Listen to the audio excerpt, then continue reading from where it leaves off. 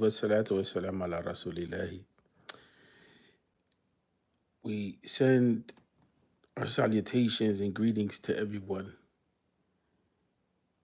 And we wanted to begin. This is going to be a short session and is meant to be a session that is extremely focused. We wanted to talk about the difference between descriptive logic and combative reasoning in Aqida. When we look at the tradition of the ulama of Islam, there was developed the idea that before you can come to a judgment on an issue, it's important to understand the matter that you're dealing with.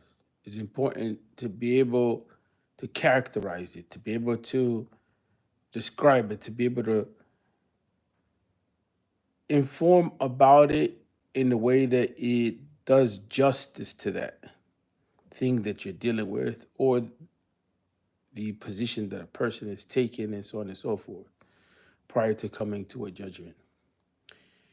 And we've seen that in much of Islamic scholarship. And we've seen that when there has been a decline, we've seen that there usually comes back, usually comes back to a point of breakdown somewhere.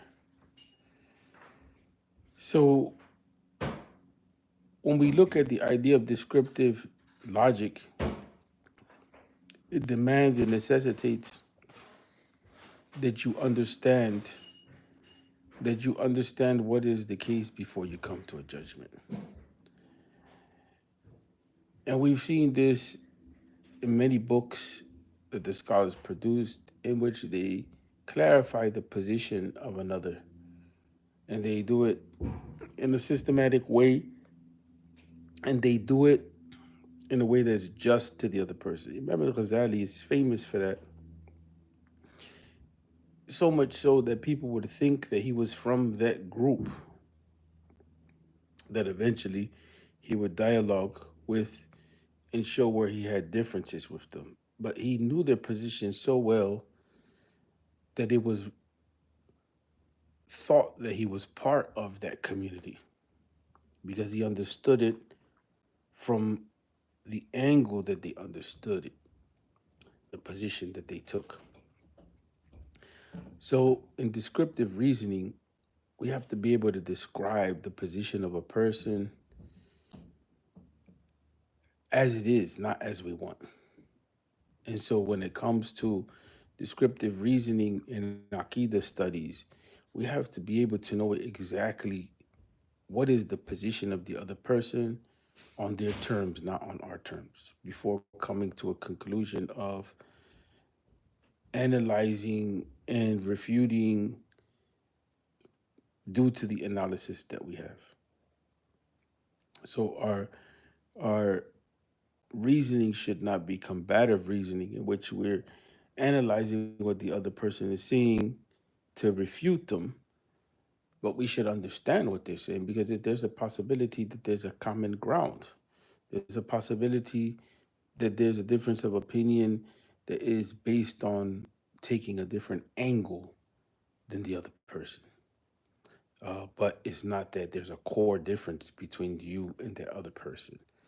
And so it's the same thing when it comes to Aqidah studies, when they're done with combative reasoning, when immediately you're coming to oppose the other person because you're the one that's uh, the possessor of truth and the other person is obviously false. You're going to miss the reality that there's things that they're saying that will agree with your position. There's things that they're saying that could be understood more than one way, and it's not necessarily a point for debate. So, the issue of combative reasoning is that you're coming in with this idea that I'm right, you're wrong from the beginning. I'm going to show you where you're wrong. Combative reasoning operates like that. The dilemma with that type of reasoning is that usually it leads to argumentation that is conflictual, usually it leads to a person attacking the other person and moving away from ideas. So the importance of descriptive reasoning is to be able to know what you're talking about. This is one of the reasons why Imam Shawkani rahmatullahi alayhi says many people refute to this effect. Many people refute or they reject certain things or they want to talk about certain things that they never even understood properly. They didn't study those things. That's in meaning what he was saying. So how is it that you can go against what it is? Many people are just arguing because of what they heard, not because of truly understanding. So they're arguing about what someone said about another person, or they're arguing about when someone said more specifically about a specific school of thought or position that was taken by another person, not because they truly understand where the other person is coming from. And when we use schools, people are arguing from what they heard about a school, right? And then they're using that to combat someone who appears to be from that school. So the problem is many cases we really don't understand and we're not pushing the boundaries on understanding. And we're not committed to the process of knowledge. But in Islamic tradition, the idea of descriptive reasoning comes before uh, any sort of judgment. So combative reasoning is actually very problematic and falls under the idea of jidal bil qasd al fasid. To be argumentative and debating and engage debate with a corrupt intention. Because the ulama of the past, when they had to enter into debates, they entered into the debate with wanting the truth to manifest itself, not thinking that they possessed the truth, but looking at the evidences themselves. They didn't make themselves the center, whereas we make ourselves the center, and evidences and principles and reasoning are set to the side. So, with that, people, we bring this to an end.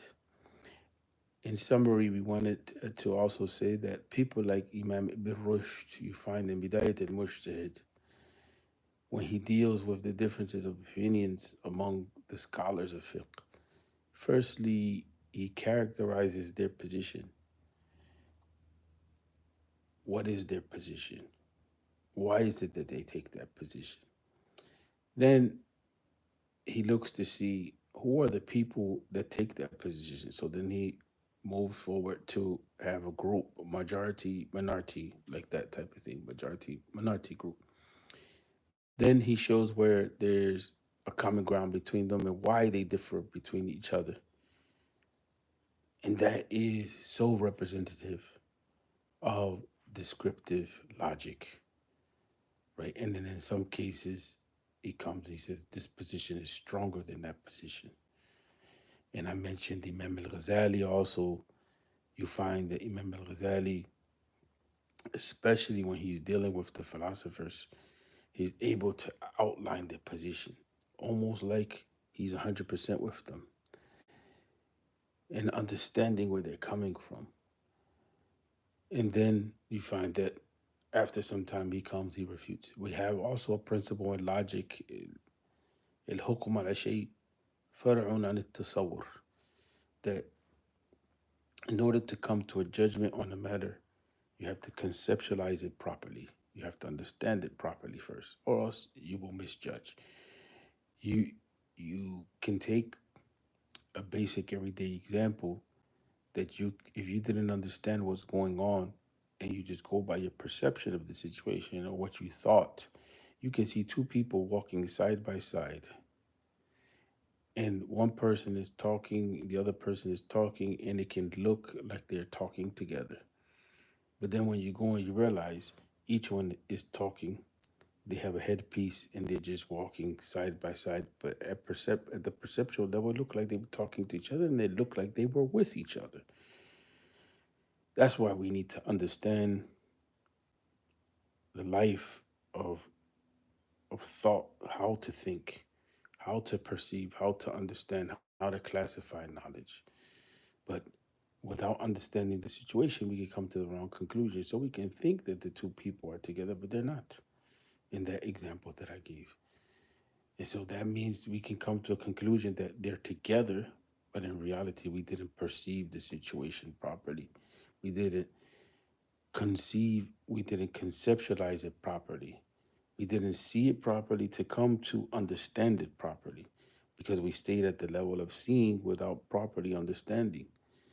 And there's a lot that goes into that. So, to keep it simple, we didn't understand what was going on. We didn't understand what was going on. The facts were not all in line. We were just going by what we saw, but we really didn't understand the details and so on and so forth. And that's what happens in many cases. So, we say that the more concerned student of knowledge should not even be engaging in combative reasoning. There's no necessity to refute. The committed student of knowledge should be focused on continuously developing themselves. There's no need to argue about this school or that school.